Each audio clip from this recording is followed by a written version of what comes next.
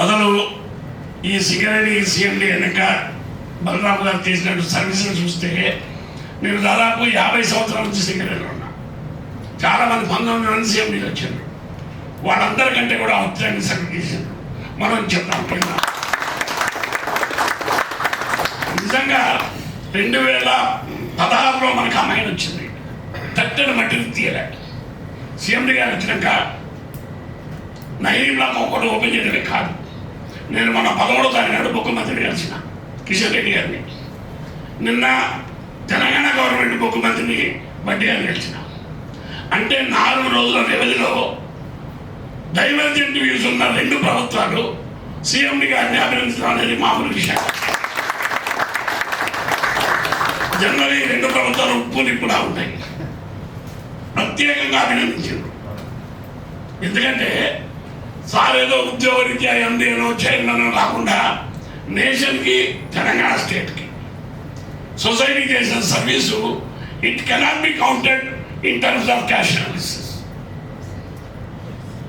అంతేకాదు బొగ్గు ఉత్పత్తి పెంచడమే కాదు, కార్మికుల విషయంలో కూడా బ్రహ్మాండంగా లాభాలు మరుస్తారు.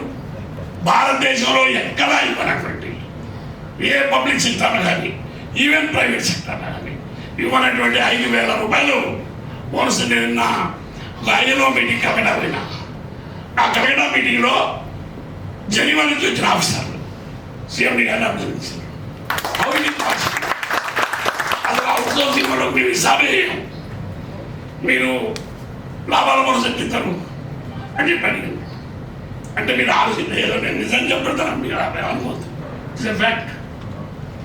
ఇంకా Rajasthan government BJP government, Telangana government Congress government, solar power కానీ థర్మల్ పవర్ కానీ సంబంధించినట్టుకు అగ్రిమెంట్ చేసుకుని జాయింట్ రైతు చేసుకోవడం కూడా మామూలు విషయం కాదు. ఇవి అవుట్స్టాండింగ్ రిమార్కబుల్ సర్వీసెస్. ఇటు దిక్కు కార్మికుల్ని, ఇటు దిక్కు గవర్నమెంట్లని, ఆఫీసర్స్ని సమానంగా పంచుకుంటూ చేయడం అనేది అసలు నిజంగా ఏదో చెప్పడం కానీ నిజంగా చెప్తాం సార్. 3 మనసు ఉంటాయి, 20 గ్రూపులు ఉంటాయి. ఒకటి మాట ఒకటి రియల్ సార్ నేను చెప్తాను. ఏదో పెద్ద కొనగానే ఎవడి స్టోరీలు చేస్తాడు. కాబట్టి నా బాధ ఏంటంటే సారు మళ్ళీ పోతే ఇప్పుడు వచ్చే ఈ కంటిన్యూటీ దెబ్బతింటుందని భయం అవుతుంది. నిజంగా ఏదో డిఓపిటీ రూల్స్, ఈ పిచ్చి పిచ్చి రూల్స్ అని ఎవరి కోసం ఉన్నాయండి? సొసైటీ డెవలప్మెంట్ కోసం ఉంటారు కానీ మనం ఏదో ఇప్పుడు 10 రాష్ట్రాలు ఉన్నాయి. After all those are all lines రావాలి. ఆ విధంగా మనం కోరుకుంటాం నా ఉద్దేశం. దయచేసి ఈ సమయం కాదు కానీ మన దగ్గర 24 మంది ఆఫీసర్లు ఉన్నారు, దాదాపు 40,000 మంది వర్కర్లు ఉన్నారు, ఒక 30,000 మంది కాంట్రాక్ట్ కార్మికులు ఉన్నారు. వాళ్ళ సమస్యల పరిష్కారంలో సీఎండీ గారు చదువుతున్నారు.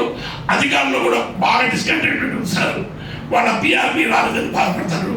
వాళ్ళ డిఏ రూల్స్ కూడా నవంబర్ నుంచి కోల్ ఇండియాలో మాడిఫై అయింది.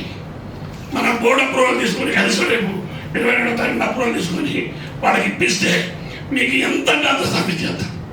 మీరు 75 మిలియన్ టన్నులు తీసుకొస్తాను, మా వర్కర్లు పనిచేస్తాను.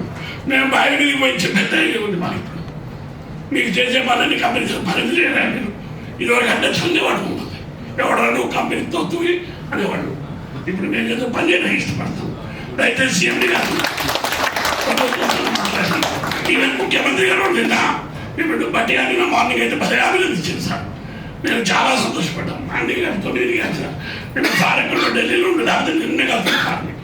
కాబట్టి దయచేసి మా కంపెనీ ప్రాస్పరిటీ ఆఫీసర్లు వర్కర్ల ప్రాస్పరిటీ కోసం దయచేసి కృషి చేస్తారని ప్రభుత్వం కూడా ఇవాళ మీ కమాండ్గా చెప్పొచ్చు. మీరు ఈవెన్ మీ కొలిగ్ ఆఫీసర్లు గతంలో కొద్దిగా జలశీలైనా ఇప్పుడైతే ఆరాధించే పరిస్థితికి వచ్చింది. కాబట్టి తప్పకుండా మా కంపెనీ